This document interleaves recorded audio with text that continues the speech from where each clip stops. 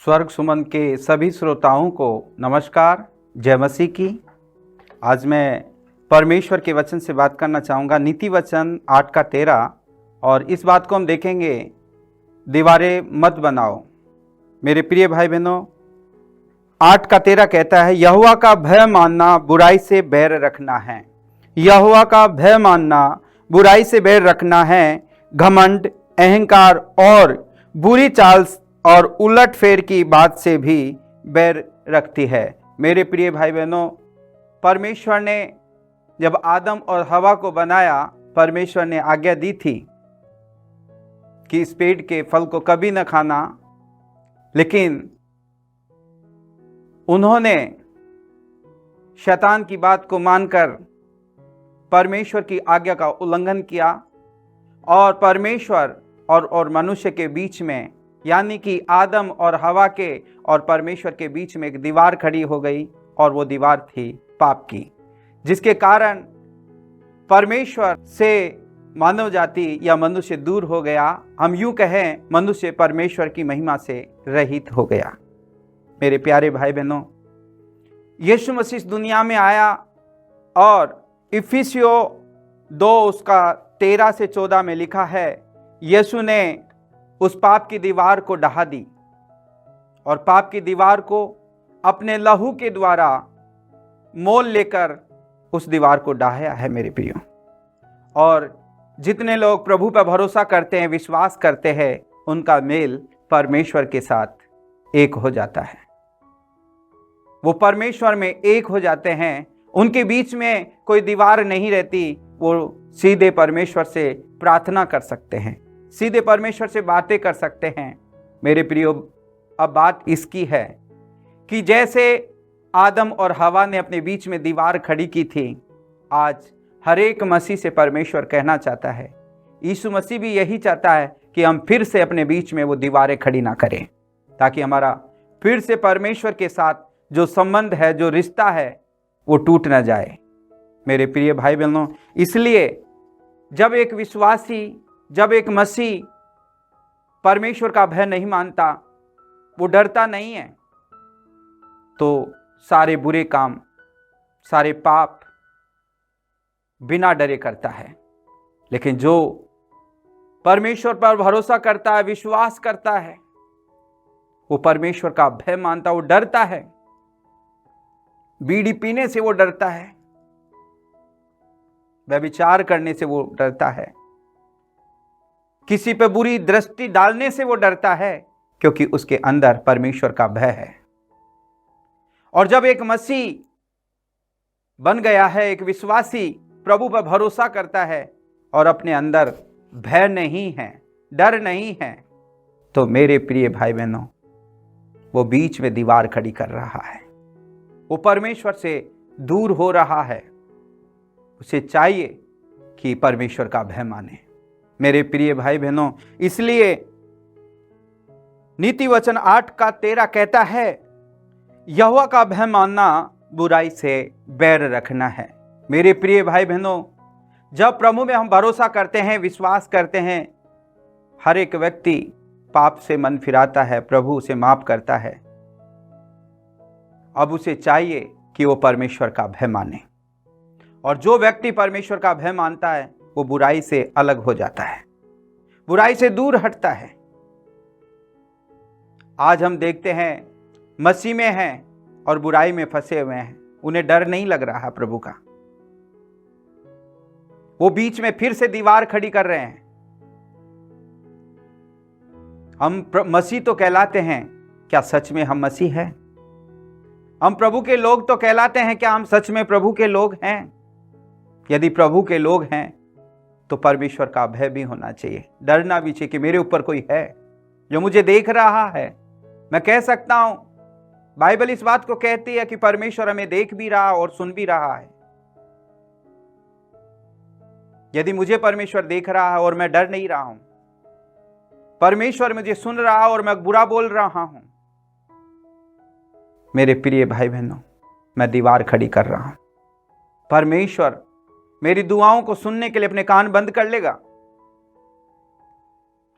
मेरे प्रिय भाई बहनों, इसलिए हम संसार में रहते हुए जिस यीशु मसीह ने अपना लहू बहाया है इस दीवार को ढाने के लिए, परमेश्वर से हमारा मेल कराने के लिए, उस प्रभु के रक्त को व्यर्थ मत जाने दो। हमें उसकी कीमत पता होनी चाहिए, हमें उसकी वैल्यू पता होनी चाहिए कि प्रभु ने हमारे बीच में जो दीवार थी उसको दूर करने के लिए अपने प्राण को दिया है, अपने आप को दे दिया है। परमेश्वर ने अपने बेटे को भी नहीं रख छोड़ा, उसको दे दिया कि हमारे बीच में परमेश्वर के साथ एक रिश्ता हो जाए। क्योंकि मैं देखता हूं तीमुथियुस में लिखा है 2 अध्याय और उसके 3 वचन में लिखा है, जो ये चाहता है सब मनुष्य का उद्धार हो, सत्य को भली भांति पहचान ले, क्योंकि परमेश्वर एक है और मसीह यीशु भी एक ही है जो मानव जाति के लिए अपना लहू बहाया है। और मैं यूं कहूं मानव जाति भी एक ही है। हमारे बीच में बिचवई है तो प्रभु यीशु मसीह। इसलिए फिर से हम कह सकते हैं, क्या यीशु मेरे लिए लौट के आएगा लहू बहाने के लिए? यदि मैंने दीवार खड़ी कर दी तो, मैंने बुरे काम किए हैं तो। मेरे भाई बहनों, सभी श्रोता से मैं कहना चाहूंगा, फिर से हम इन दीवारों को खड़ी ना करें। मैं आपके बीच में बताना चाहूंगा कि हम संसार में जाकर कौन सी दीवार को खड़ा करते हैं। ईर्ष्या, चुगलीखोरी, क्रोध, कड़वाहट, दोषारोपण, स्वार्थीपन, पाप के साथ समझौता, घमंड, बैर, नफरत, बुराई, व्यभिचार, हत्या, लालच। ये कहां से आता है? ये शैतान मनुष्य में डालता है कि हमारे बीच में फिर दीवार खड़ी हो जाए और मनुष्य शैतान का बन जाए। प्रभु यीशु मसीह ने कहा, चोर चोरी करने, हत्या करने और घात करने के लिए आता है, लेकिन मैं इसलिए आया हूं ताकि तुम जीवन पाओ, अपितु बहुतायत का जीवन पाओ। मेरे प्रिय भाई बहनों, यदि हम प्रभु के लोग हैं और हमारे अंदर कोई डर नहीं है, कोई भय नहीं है प्रभु का, तो शायद मैं यूं कहूंगा हम इन कामों में करने में हमारे अंदर कोई हिचकिचाहट नहीं होगी और हम करेंगे। और यदि हम करेंगे तो परमेश्वर की आज्ञा का उल्लंघन करने के द्वारा हमारे बीच में फिर से वो दीवार खड़ी हो जाएगी। मनुष्य में ये बातें कहां से आ जाती है, जबकि परमेश्वर की बातें तो कुछ अलग है। मेरे भाई और बहनों, इसलिए प्रभु कहता है, घमंड, अहंकार और बुरी चालें से और उलटफेर की बात से भी बैर रखता है परमेश्वर। यदि आज हमें ये बातें हैं, इन बातों के कारण परमेश्वर हमसे बैर रखता है। बाइबल में लिखा इफिसियों अध्याय 2 में, आज भी परमेश्वर की जो आज्ञा नहीं मानता है उनमें पाप काम करता है, शैतान काम करता है, क्योंकि उन्हें डर नहीं है, भय नहीं है। इसलिए मेरे प्रिय भाई बहनों, मैं आप लोगों के बीच में इस बात को कहना चाहूंगा कि हम मसीह में होने के नाते परमेश्वर का भय माने और बुरे काम को छोड़ दें, दीवार बनाना छोड़ दें, क्योंकि जब जब हम दीवार बनाएंगे तब तक हम परमेश्वर से बैर रखना चालू कर देंगे। परमेश्वर के साथ हमारा मेल नहीं होगा, परमेश्वर के साथ हमारा कोई रिश्ता नहीं होगा। हम चाहे कितने भी मसीह कहलाएं, कितने भी विश्वासी कहलाएं, अगर पाप हमारे अंदर है तो मैं कहता हूं मैं परमेश्वर के निकट नहीं, परमेश्वर से दूर हूं। क्योंकि परमेश्वर हमसे प्यार जरूर करता है लेकिन पाप से नहीं। और मैंने कहा, जब ये बुराइयां हमारे अंदर पैदा होने लगती है तो ये अभिलाषा के द्वारा पैदा होने लगती है, और अभिलाषा जब बढ़ जाती है तो पाप को जन्म देती है, और पाप जब बढ़ जाता है तो मृत्यु आती है। मेरे प्रिय भाई बहनों, और परमेश्वर नहीं चाहता कोई मरे, परमेश्वर नहीं चाहता कोई नष्ट हो। जैसे वचन में लिखा, हर एक व्यक्ति उद्धार पाए, ये परमेश्वर चाहता है। हर एक व्यक्ति परमेश्वर की संतान बने, परमेश्वर ये चाहता है। और वो तभी बन सकता है जब वो परमेश्वर के मार्ग पे चले। भजन संहिता 128 में लिखा है, धन्य है वो व्यक्ति जो परमेश्वर का भय मानता और उसके मार्गों में चलता है। मेरे प्रिय भाई बहनों, कितनी बड़ी आशीष लिखी है वहां पर, वो अपनी कमाई को निश्चय खाएगा और उसका भला ही होगा, क्योंकि वो परमेश्वर का जन है। मेरे प्रिय भाई बहनों, अगर हम अपने जीवन में दानियल को देखते हैं, दानियल के सामने एक परीक्षा थी। वो परमेश्वर का भय माना और परमेश्वर की आज्ञा से पीछे नहीं गया। मेरे प्रिय भाई बहनों, जो परमेश्वर का वचन उसे याद था, वो दिन में 3 बार प्रार्थना करता था। प्रार्थना करना बंद नहीं किया। उसके सामने एक चुनौती थी। मेरे प्रिय भाई बहनों, चाहे उसे शेरों की माद में जाना ही पड़ा, लेकिन आप जानते हैं परमेश्वर ने किस प्रकार अपने दूत को भेजकर दानियल को बचाया। मैं इस बात को कहना चाहूंगा कि वो परमेश्वर दानियल को क्यों बचाया, क्योंकि दानियल परमेश्वर का भय मानता था। वो उसके मार्ग में चलता था, वो परमेश्वर के साथ संगति करता था, वो परमेश्वर से प्रार्थना करता था, वो परमेश्वर से बातें करता था, अपना जीवन परमेश्वर के सामने रखता था और हमेशा बुरे मार्ग से फिरता था। मेरे प्रियों, शेर भूखे थे, फिर भी दानियल को नहीं खा पाए। जब वहां पे दारा राजा जाता है, पुकारता है, हे परमेश्वर के दास दानियल, जिंदा है या मर गया? उसने कहा, परमेश्वर ने अपने दूतों को भेजकर शेरों को ऐसी नींद दी और वो रात भर दानियल उनका सिराना लगाकर सोता रहा।